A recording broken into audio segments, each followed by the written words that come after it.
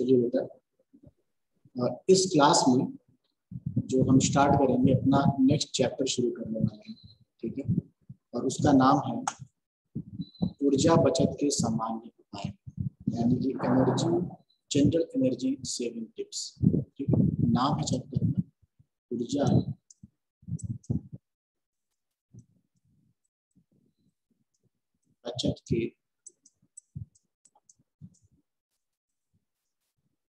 बचत के सामान्य उपाय।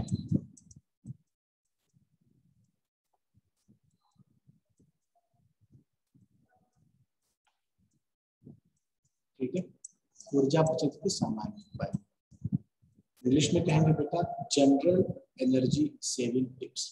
इस चैप्टर में पढ़ना क्या है, थोड़ा सा समरी लेना है। बहुत ही आसान चैप्टर है, बहुत ही प्रैक्टिकल अप्रोच से समझना है। जितने भी हमारे ऊर्जा पे चलने वाले कंजम्पशन करने वाले डिवाइसेस हैं, ठीक है, चाहे मैं अगर बात करूं कि प्रकाश की, लाइट की, पंखे की, इलेक्ट्रिकल प्रेस है, मिक्सर है, ठीक है, इलेक्ट्रॉनिक डिवाइस है यानी कंप्यूटर है, लैपटॉप है, मोबाइल है, रेफ्रिजरेटर है, वॉशिंग मशीन है, एसी है, कुछ भी ऐसा है, ठीक है, हीटर है, वाटर पंप है, कुकिंग है, ट्रांसपोर्टेशन में कहीं भी आपको जहाँ एनर्जी का कंजम्पशन हो रहा है, हो रहा है, तो ऊर्जा को बचत कैसे कर सकते हैं इसके बारे में सामान्य टिप्स की आवश्यकता है। और बचपन से आप लोगों को ये घर में सिखाया जाता है, बताया जाता है। उसी चीज को थोड़ा सा हम लोग डिस्कस करेंगे एक, और उसके बाद इसमें और क्या क्या चीजें हो सकती हैं और क्या क्या पॉइंट्स हो सकता है वो भी हम लोग डिस्कस करेंगे, ठीक है। तो इसमें कुछ ऐसा नहीं है बेटा कि बहुत प्रैक्टिकल अप्रोच जरूरत है, कुछ भी ऐसा नहीं है जो नया मिलेगा। जैसे मैं बात करूँ कि फॉर एग्जाम्पल अगर मैं बात करूँ प्रकाश की यानी लाइटिंग की, ठीक है, लाइटिंग की, प्रकाश की, तो आप क्या करोगे? लाइटिंग अगर आपके घर में है, मान लीजिए आपके घर में 10 बल्ब लगे हुए हैं, ठीक है, 10 बल्ब लगे, 10 प्रकार के लैंप लगे, इसी प्रकार के लैंप हो सकते हैं, इसलिए मैं लैंप यूज कर रहा हूँ। तो अब ये बताओ ऊर्जा की बचत आप कैसे करोगे? तो आप यही तो कहोगे ना सर कि अगर उपयोग नहीं होना है तो हम अपने स्विच को, बिजली को बंद रखें, स्विच को ऑफ रखें, जब इस्तेमाल करना है तो उसको ऑन करें, दिन में प्रयास करें कि उसको ऑफ रखें, ठीक है। रात में जब आप सोने के टाइम जाओ, जब आप नींद में आते हो तो बल्ब को यानी कि बिजली को आप ऑफ करो, ठीक है ना, यही तो होता है। और क्या कर सकते हो, कमरे के अंदर जो हमारा पेंट है यानी जो दीवारें हैं, ठीक है, वो दीवारें जो है वो लाइट कलर की यानी कि हल्के रंग की, कि हल्के रंग से क्या होगा, प्रकाश का परावर्तन होगा, ठीक है, उजाला कमरे में ज्यादा दिखाई देगा as compare to dark room. Dark room में क्या होता है, लाइट एब्जॉर्ब होती है, ठीक है, अवशोषित हो जाता है। तो अंदर जो घर के अंदर जो कलर करते हो, पेंटिंग करते हो, वो भी आपका हल्के कलर का होना चाहिए, ठीक है। फिर क्या है कि जो भी आपका मान लीजिए बल्ब है, ठीक, कोई भी बल्ब है, ट्यूबलाइट है, तो क्या होता है ना बेटा, आप देखते हो कि कुछ ही दिनों बाद इस ट्यूबलाइट के ऊपर एक धूल की परत आ जाती है, काफी कुछ धूल हो जाता है, धूल जम जाता है, डस्ट पार्टिकल। तो आप उसको नियमित सफाई करते रहो, जो आप दिवाली वगैरह में या होली में घर की सफाई करते वक्त करते हो, तो वही नियमित सफाई करते रहा करो, जिससे जो प्रकाश है वो बाधित ना हो, पूर्णतया हमें प्राप्त हो। और बेस्ट इंपॉर्टेंट चीज ये क्या है कि हम ऐसे लैंप्स का इस्तेमाल करें जो क्या हो, ज्यादा एफिशिएंट हो और कम से कम एनर्जी कंजम्पशन करता हो। जैसे मैंने लैंप चैप्टर में पढ़ा था, तो पहले हम लोगों ने इनकैंडेसेंट लैंप पढ़ा है, फिर हम लोगों ने फ्लोरोसेंट लैंप पढ़ा है, ठीक है। तो पहले हम ट्रेडिशनल बल्ब का इस्तेमाल करते थे जो इस प्रकार का होता था, फिर हमने क्या इस्तेमाल किया, आज के डेट में फिर हम ट्यूबलाइट का इस्तेमाल करने लगे। ट्यूबलाइट के बाद फिर हम लोगों ने CFL का इस्तेमाल भी किया है, CFL bulb, compact fluorescent lamp. ये देखो ऑब्जेक्टिव क्वेश्चन पूछ सकता है कि CFL स्टैंड्स फॉर, CFL का नाम क्या है। CFL जो है, जो बल्ब होता है, इसका फुल फॉर्म क्या है, तो कॉम्पैक्ट फ्लोरोसेंट लैंप। इसीलिए पेन और पेपर लेके बैठो, जैसे जैसे जो मेरे दिमाग में आए कि ये ऑब्जेक्टिव क्वेश्चन हो सकता है आपके एग्जाम के लिए इम्पोर्टेंट, वो मैं यहाँ से बोल दूँ, ठीक है। Compact fluorescent lamp. अब ये क्या है, ये बेटा बिजली की बचत तो बहुत ज्यादा करेगा, साथ ही साथ जो प्रकाश है, लाइट है, वो ज्यादा एमिट भी करेगा। जो पुराने बल्ब हुआ करते थे उससे व्हाइट रोशनी नहीं मिलती थी, सफेदी नहीं मिलती थी, उससे हल्का पीला प्रकाश मिलता था, हल्का लाल पीला प्रकाश मिलता था, और बिजली की खपत भी बहुत ज्यादा होती थी। ठीक है, और क्या कर सकते हो, जैसे मान लो हम कहीं चौक का इस्तेमाल करते हैं, किसमें, ट्यूबलाइट में आप इस्तेमाल करते हो चौक का। तो चौक जो है दो प्रकार का होता है बेटा, एक होता है इलेक्ट्रिकल चौक, एक होता है इलेक्ट्रॉनिक चौक। ठीक है, आपको बड़ा पता भी होगा, चौक जो है दो प्रकार का होता है, इलेक्ट्रिकल चौक और इलेक्ट्रॉनिक चौक। इलेक्ट्रिकल चौक में क्या होगा कि इलेक्ट्रिकल चौक के अंदर वाइंडिंग्स होंगे। भाई आपने पढ़ा है इलेक्ट्रिकल कंपोनेंट के अंदर क्या होता है, वाइंडिंग होगी, मतलब फेरे होंगे, नंबर ऑफ टर्न्स होंगे, जैसे ये फेरे हैं, ठीक है, ये नंबर ऑफ टर्न्स होते हैं। बट अगर इलेक्ट्रॉनिक चौक होगा तो वहां पे वाइंडिंग नहीं होगी बेटा, वहां पे सिर्फ इलेक्ट्रॉनिक कंपोनेंट्स लगे होंगे। इलेक्ट्रॉनिक कंपोनेंट्स जैसे हमारा डायोड लगा होगा, कैपेसिटर लगा होगा, इंडक्टर लगा होगा, जो छोटे छोटे कंपोनेंट्स है ना, वो कंपोनेंट्स लगे होंगे। तो आपको पता है कि वाइंडिंग में लॉसेस ज्यादा होते हैं, किसी भी वाइंडिंग में, क्योंकि वाइंडिंग में करंट का फ्लो होगा तो वाइंडिंग में लॉस होता है। तो आप प्रेफर कर सकते हो इलेक्ट्रॉनिक चोक को ओवर द इलेक्ट्रिकल चोक। ठीक है, समझ रहे, मतलब इलेक्ट्रॉनिक चोक को हम ज्यादा इस्तेमाल करें एज कम्पेयर टू इलेक्ट्रिकल चोक। तो ये एक जैसे लाइटिंग की बात आ गई, यानी प्रकाश की बात है, तो प्रकाश में ये भी आप चीजें उपाय कर सकते हो, और भी आपके दिमाग में है, आप उस तरीके से ऐड ऑन कर सकते हो। खैर अब तो एग्जाम ऐसे होना नहीं है। तो इस चैप्टर में ऐसे ही अलग अलग जो युक्तियां हैं हमारी, जैसे हम पंखे की बात करेंगे, आयरन की बात करेंगे, कंप्यूटर की बात करेंगे, मिक्सर की बात करेंगे, समझ रहे हो, फ्रिज की बात करेंगे, तो कैसे कैसे सेविंग कर सकते, जनरल सेविंग करना है, बहुत टेक्निकली नहीं जाना है, इसलिए चैप्टर का नाम है सामान्य उपाय। ठीक है, सामान्य उपाय, जनरल सेविंग। ठीक है, देखो तो ऐसे ही हमारे पास जो भी ऊर्जा ऊर्जा के जो भी हमारे जहाँ जहाँ एनर्जी कंजम्पशन है, क्या सामान्य उपाय का इस्तेमाल कर सकते हैं। जैसे मैंने बताया कि लाइटिंग, अगर प्रकाश है, हमारे घर में 10 बल्ब लगा हुआ है, तो हम क्या क्या करेंगे, ठीक है, ये ऊर्जा की बचत कर सकें। तो मैंने कहा कि हम बिजली को बंद कर दें, उपयोग न होने पर, दिन में रोशनी है तो उसका इस्तेमाल करें। ठीक है, ऐसा करें कि घर के अंदर जो पेंट है, हमारे घर के अंदर जो पेंटिंग होती है वो हल्के रंग की हो, लाइट कलर की हो। लाइट कलर क्या है, प्रकाश को परावर्तित करता है। ठीक है, तो कम लाइट से भी हमको ज्यादा प्रकाश मिलेगा। ठीक है, जो धूल धक्कड़ होते हैं बल्ब पे, ट्यूबलाइट पे, उसको नियमित सफाई करते रहो। ठीक है, अच्छी क्वालिटी का लैंप इस्तेमाल करो। ऐसा नहीं कि लैंप आप सस्ता लाया, यानी कोई भी बल्ब आपने सस्ता खरीद लिया, मान लो 10 रुपए का बल्ब खरीद लिया, 10 रुपए का बल्ब खरीद लिया, अभी तो आपको सस्ता पड़ रहा है, बट उसके नुकसान क्या क्या है कि लॉन्ग टर्म आपको इलेक्ट्रिक का जो बिल आएगा वो ज्यादा आएगा। ठीक है, प्लस उससे जो है, जो प्रकाश मिलना है, जो क्वालिटी मिलनी है लाइट की, वो हमें नहीं मिलेगी। ठीक है, तो उस बल्ब के बजाय हम लोग CFL का इस्तेमाल करें, ट्यूबलाइट का इस्तेमाल करें, इस चीज के बारे में देखें। ठीक है, फिर मैंने बताया जो चोक होता है बेटा, जहाँ चोक होता है ट्यूबलाइट में लगाए जाते हैं, तो दो प्रकार का होता है, इलेक्ट्रिकल होता है, इलेक्ट्रॉनिक होता है। ठीक है, इलेक्ट्रिकल चोक जो होता है उसमें वाइंडिंग्स होती है, जैसे कॉपर की वाइंडिंग होती है, एल्यूमिनियम की वाइंडिंग होती है ना, जैसे हमारा फैन होता है, फैन में क्या वाइंडिंग होती है, पंखे में आपने देखा होगा, ऐसे पंखे में वाइंडिंग होती है।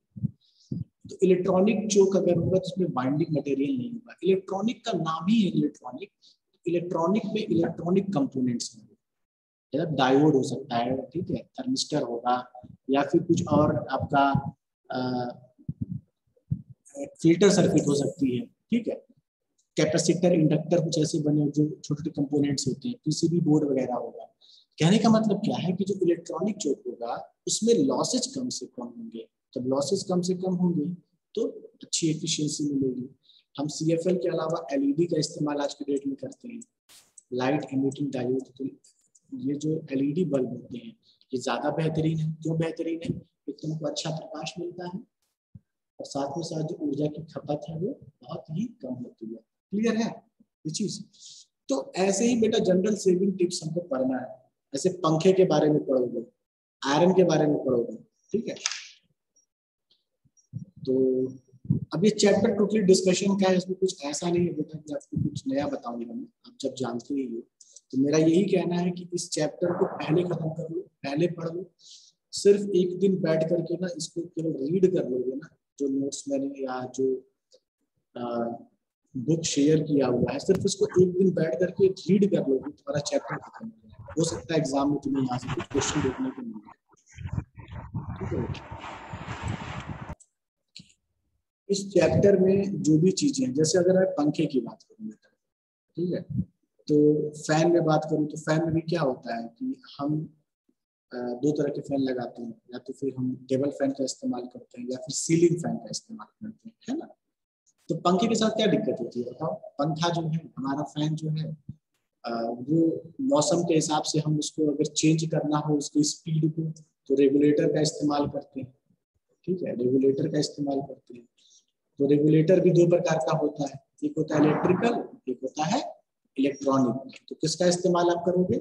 इलेक्ट्रॉनिक का, क्योंकि इलेक्ट्रिकल में लॉसेस ज्यादा होते हैं। क्यों होते हैं? क्योंकि जो इलेक्ट्रिकल कंपोनेंट्स होते हैं उनमें वाइंडिंग होती है। ये पेट है बेटा, इसको हमेशा याद रखो, ठीक है। वाइंडिंग्स होती है, हैवी कंपोनेंट्स होते हैं। इलेक्ट्रॉनिक क्या है? हल्के कंपोनेंट्स होते हैं, कम वोल्टेज पे काम करते हैं, उसमें लॉसेज कम से कम होंगे, ठीक है। हाइट ज्यादा है तो हम पंखे को बहुत ज्यादा ऊंचाई पे ना लगाएं, ठीक है, बहुत ज्यादा नीचे भी ना रखें तो बहुत ज्यादा ऊंचा भी ना रखें, मानक ऊंचाई पे रखें सीलिंग फैन को, ठीक है। जो ब्लेड्स होती है फैन की, ब्लेड्स, अक्सर क्या होता है घर वालों कहते हैं ना बेटा ब्लेड साफ करो, जरा पंखे की सफाई करो, तो बड़ी दिक्कत होती है, खासकर दिवाली दशहरे में या होली के मौसम में त्योहार पड़ता है, क्योंकि फिर सफाई जब होती है तो बहुत दिक्कत होती है, आँख को गिर जाता है अक्सर, ठीक है। तो ब्लेड्स की सफाई करते रहना चाहिए, जो पंखे का ब्लेड होता है। तो वो जनरल सी बात है, जब ब्लेड की सफाई करोगे तो अच्छे से हमें प्रकाश मिलेगा, हमें अच्छे से प्रकाश कराएंगे, अच्छे से एयर मिलेगी, हवा मिलेगा, ठीक है। तो लॉसेस को कैसे हम कम कर सकते हैं, कैसे जनरल सेविंग कर सकते हैं, इन्हीं चीजों के बारे में इस चैप्टर में डिस्कशन किया गया है, ठीक है।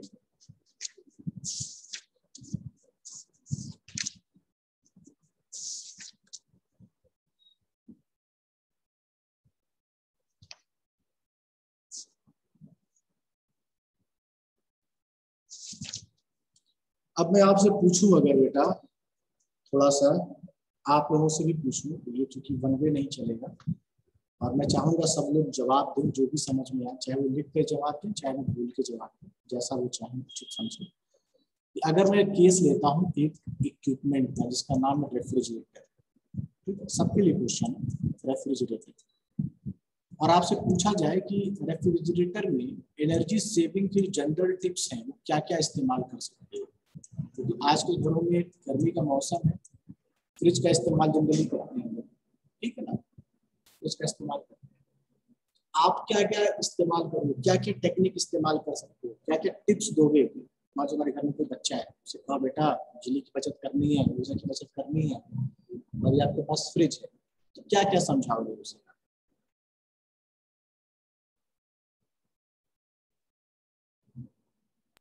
सर ज्यादा समय तक खोले ना उसको, ज्यादा जैसे समय तक, ठीक है। मतलब खोलने से उस मान लीजिए हाँ, उसके अंदर जो टेम्परेचर रहेगा वो धीरे धीरे से वो कम हो जाएगा। और सर उसमें तो ऑटो कट होता है, अपने टेम्परेचर पर वो रखे रहेंगे तो कट जाता है टेम्परेचर पर अपने आने पर। हाँ चलो ठीक है।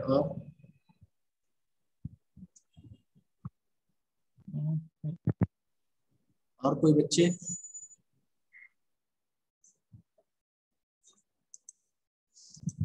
फ्रिज है तो हर 10 मिनट में दरवाजा खोल लो, बंद करो, ये नहीं, ज्यादा से ज्यादा आप कम से कम इस्तेमाल करो, ये चीज है। दरवाजे को बहुत देर तक ना छोड़ो, ठीक है, ये चीज है। अच्छा, फ्रिज को जनरली आप कोशिश करो कि जो फ्रिज के अंदर जो मटेरियल है, मान लो साग सब्जी है या कुछ और भी ऐसा मटेरियल है, उसको हमेशा रखो, उसमें भरा हुआ रखो, ठीक है, हमेशा उसको जब उसको भरा रखोगे तो अपनी एफिशिएंसी, जो उसकी नॉर्मल एफिशिएंसी है, उतने भी वो काम करता रहेगा। कहने का मतलब ये है कि मशीन है ना, तो मशीन को बहुत कम एफिशिएंसी पे चलाना भी बेहतर नहीं है, और बहुत हाई एफिशिएंसी पे चला रहे हो मतलब बहुत ज्यादा ऊर्जा कंजम्पशन करे तो भी जरूरी नहीं है। बट जरूरी ये है कि एक ऐसा आपका फ्रिज में इतने मटेरियल अवश्य हो कि फ्रिज जो है वो अपनी अच्छी दक्षता से, मतलब हाई एफिशिएंसी के साथ वो काम करे। ठीक है, ऐसा ना हो कि फ्रिज खाली पड़ा हुआ है और आपने फ्रिज चला रखा है, तो ये भी चीज नहीं है। एक गलती क्या होती है, जनरली जब ठंड का मौसम आता है तो हम लोग फ्रिज को बिल्कुल बंद कर देते हैं, बहुत से लोग बंद कर देते हैं, ऐसा नहीं करना चाहिए। फ्रिज को कॉन्टिन्यूस, क्योंकि जो उसके कंपोनेंट्स है, जो कंप्रेशर है, उसके अंदर जो गैसेस भरी हुई है, ठीक है, उनको प्रॉपर रेगुलर इंटरवल पे आप हफ्ते में 10 दिन में या 2-4 दिन पे उसको आप ऑन ऑफ करते रहिए, मतलब उसको चलाते रहिए, उसको एकदम तरीके से बंद ना कर दीजिए। ठीक है, फिर जो दरवाजे के पास क्या होता है, जो फ्रिज का जो हैंडल, आप जो दरवाजा होता है, वहां पे आपने देखा होगा एक रबर लगी होती है, जो रबर का जो मटेरियल जो होता है, खासकर जो सीलिंग जहाँ से होती है, दरवाजा होता है, रबर होता है। पहले रबर नहीं था, पहले रबर था, अब कुछ और भी लगता है। तो वो जो है ना, बिल्कुल वो एकदम प्रॉपर वर्क करना चाहिए। ठीक है, ऐसा ना हो कि उसको दरवाजा बंद होने के बाद कहीं से भी लीकेज हो रहा है, ये चीज ना हो। ठीक है, ठीक है, चलो। तो देखो बेटा, यही सब जनरल उपाय हैं, बाकी 2-4 उपाय आपको दोनों बुक्स में मिल जाएंगे। ठीक है, दरवाजे को बंद रखें, साफ करें, यही सब चीजें हैं। तो इस चैप्टर में ऐसे ही जनरल टिप्स, अगर मैं बात करूं कंप्यूटर की बात, सब लोग कंप्यूटर चलाते हो, ठीक है, या लैपटॉप की बात करूं, तो उसमें क्या कर सकते हो, सेम चीज है। ठीक है, कि भाई कंप्यूटर है, अगर आप इस्तेमाल कर रहे हो तो क्या क्या कर सकते हो, आप अपने मोबाइल को या अपने कंप्यूटर को ऐसे स्टैंड बाय में मत रखो। अगर आपने यूज करना है तो आप यूज करो, यूज करने के बाद इसको सीधे आप क्या करो, शट डाउन करो। कई लोग क्या करते हैं, हाइबरनेट कर देते हैं, स्लीप मोड में डाल देते हैं। ठीक है, तो आप अगर आपको फ्रिक्वेंटली बार बार यूज करना है तब तो ठीक है, मान लो आपको हर आधे घंटे 1 घंटे में इस्तेमाल करना है तो अलग बात है। बट अगर आपको एक बार इस्तेमाल करना है, फिर 2-4 दिन बाद इस्तेमाल करना है, या 10 दिन बाद करना है, तो सिस्टम को क्या करो, ऑफ करो। जो स्क्रीन सेवर होता है, आपने देखा होगा ना, स्क्रीन पे स्क्रीन शेयर होता है जिसपे एनिमेशन चलता रहता है, सिस्टम हमारा ऑफ है बट उस पर शो करता रहता है, बहुत से बच्चे मोबाइल में लगाते हैं। ठीक है, तो जो स्क्रीन सेवर है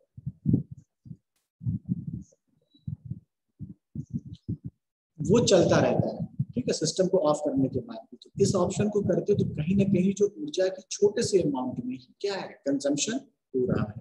तो स्क्रीन सेवर को जो है आप क्या है, अवॉइड कर सकते हो।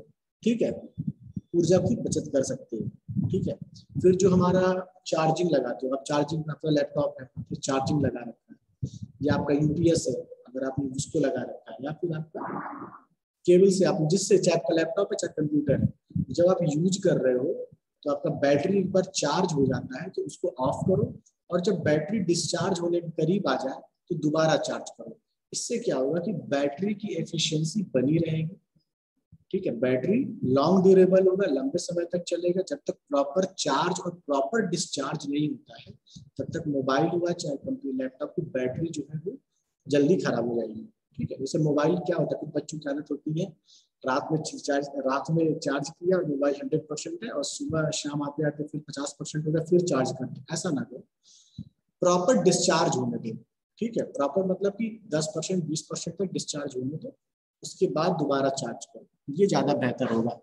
ठीक है, तो ऐसे ही चीजें हैं बेटा। ठीक है, तो अब आप लोग बताओ कि इस चैप्टर को आप लोग कर लोगे या मुझे एक चैप्टर के बारे में बताना पड़ेगा। आप तो ये आप तय करना। एक बार चैप्टर को देख लेना, मैं अभी से नहीं बताऊंगा। एक बार सब लोग चैप्टर को एक बार देख लेना, बुक में देख लेना। ठीक है, और इसमें कुछ ऐसा आपको लगता है तो बता दूंगा, अदरवाइज मैं चाहूंगा कि इसको एक बार देख लो, क्योंकि ऐसा कुछ है नहीं इसमें अलग से इसको बताया जाए। ठीक है, आप बताओगे तो मैं बता दूँ तुमको। ठीक है,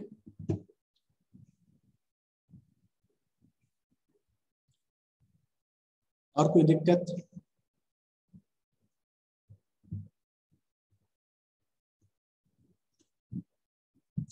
कल मैंने कुछ क्वेश्चंस दिया था, याद है? चलो बेटा, मैंने कहा था कि बीच बीच में मैं ऑब्जेक्टिव क्वेश्चंस दूंगा फॉर एग्जाम, जो आपका एग्जाम होगा, जो मुझे लगेगा कि इम्पोर्टेंट है तो वो मैं शेयर करूंगा, ठीक है। तो कल जो मैंने क्वेश्चन दिया था वो क्वेश्चन ये है बेटा, सिविल वाले भी बेटा नोट कर लेंगे या आप अभी भी आंसर कर सकते हो ऐसे ओरली। मैं चाहता हूँ कि आप नोट करते चलो, जैसे भूलेगी नहीं चीजें, ठीक है ना। हर इंसान भूलता है, आज पढ़ाऊंगा आपने कुछ पढ़ा, फिर आप पढ़ोगे अलग सब्जेक्ट पढ़ोगे, दिन भर में 4-5 सब्जेक्ट पढ़ रहे हो, तो दिमाग इतना कैपेबल नहीं होता है कि सब कुछ याद रख सके, भूलेगा। तो उससे बेहतर है कि आप नोट करते चलो। क्वेश्चन था कि जो ओजोन परत होती है, ओजोन लेयर होती है, उसकी जो मोटाई मापी जाती है वो किस में मापी जाती है?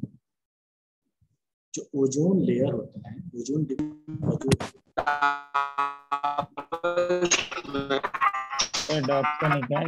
डॉप्सन में मापी जाती है, बिल्कुल डॉप्सन में मापी जाती है, ठीक है, डॉप्सन में मापी जाती है, बिल्कुल सही है। फिर क्वेश्चन ये आया कि बन सकता है क्वेश्चन, देखो बेटा जो मुझे लग रहा है बन सकता है, ओजोन लेयर जो है वायुमंडल में, ठीक है, वायुमंडल में बहुत सारे लेयर है, जैसे ना स्ट्रेटोस्फेयर, ट्रोपोस्फेयर, आयनोस्फेयर, एक्सोस्फेयर, ऐसे बहुत सारे मेसोस्फेयर, हिंदी में मतलब कहते हैं क्षोभ मंडल, समताप मंडल, आयन मंडल, बहिर्मंडल, ठीक है, मध्य मंडल, ऐसे करके आप पढ़ लेना, इन्वायरमेंट का पार्ट आपने पढ़ा भी होगा पहले, ठीक है। तो जो ओजोन लेयर है वो किस लेयर में पाई जाती है? ओजोन जो है वो किस लेयर में पाई जाती है? एटमॉस्फेयर के किस लेयर में? समताप मंडल, समताप मंडल, स्ट्रेटोस्फेयर। ये क्वेश्चन पूछ सकता है, ठीक है, चलो बहुत बढ़िया। फिर आपको एक क्वेश्चन मैंने दिया था कि जो वायुमंडल के डिफरेंट लेयर्स हैं, ठीक है, उनको उनके पृथ्वी से दूरी के क्रम में लगाना है, यानी सबसे पृथ्वी के पास में कौन सा है, फिर उससे दूर कौन सा है, फिर उससे दूर कौन सा है, फिर उससे दूर कौन सा है, तो इस तरह से लगाना है। तो सबसे करीब कौन सा है? सबसे पहले क्षोभ मंडल, फिर समताप मंडल है, ठीक है, फिर मध्य मंडल, हाँ, फिर आयन मंडल, फिर बाह्य मंडल, ठीक है, चलो ठीक है, चलो।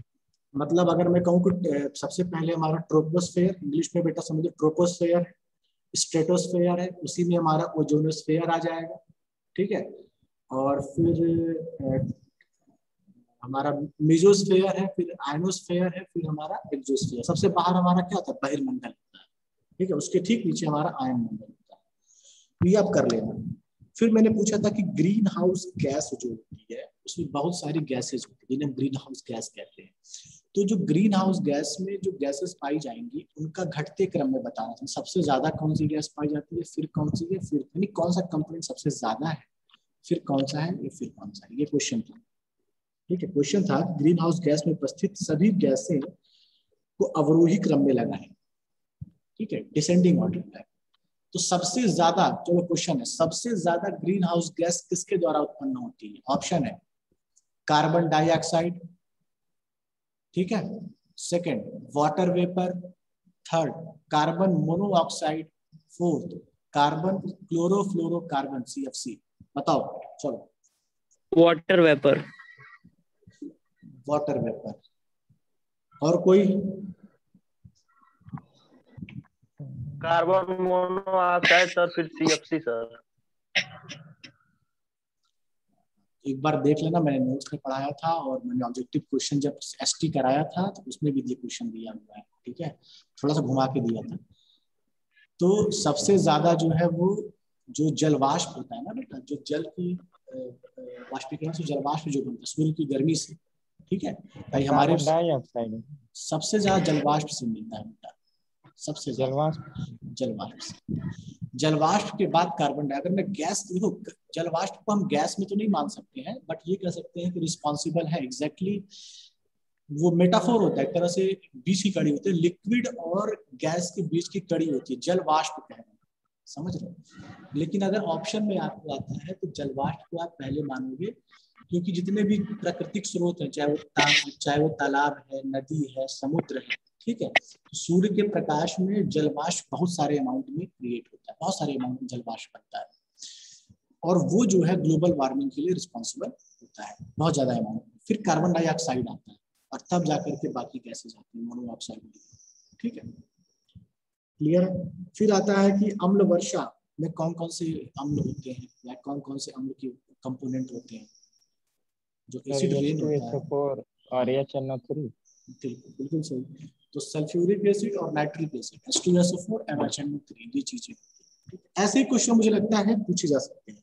फिर एक क्वेश्चन था कि क्षमता गुणांक क्या होता है, कैपेसिटी फैक्टर। मैं बोल देता हूँ, नोट्स में भी दिया था, डिस्कशन भी किया था। शक्ति बटा वास्तविक शक्ति। हाँ ठीक है, कैपेसिटी। आपको आंसर ढूंढना है बेटा, अपनी कॉपी पे लिखना है, ठीक है।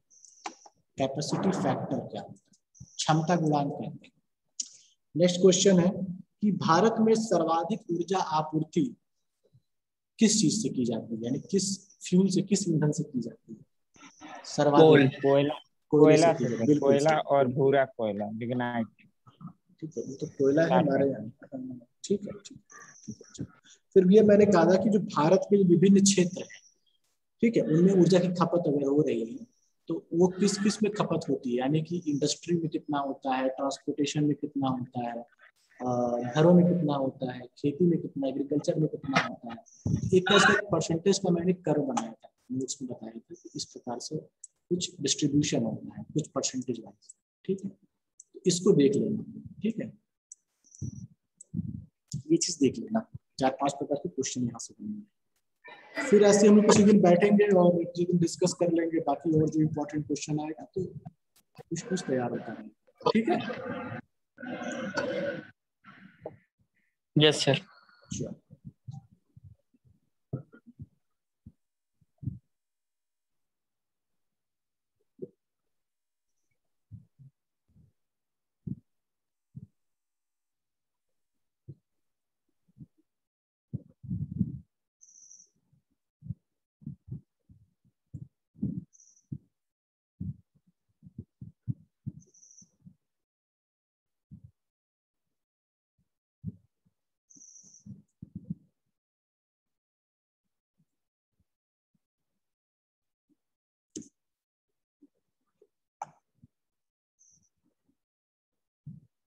चलो फिर बेटा क्लास हो गई, अटेंडेंस सेंड कर देना बेटा।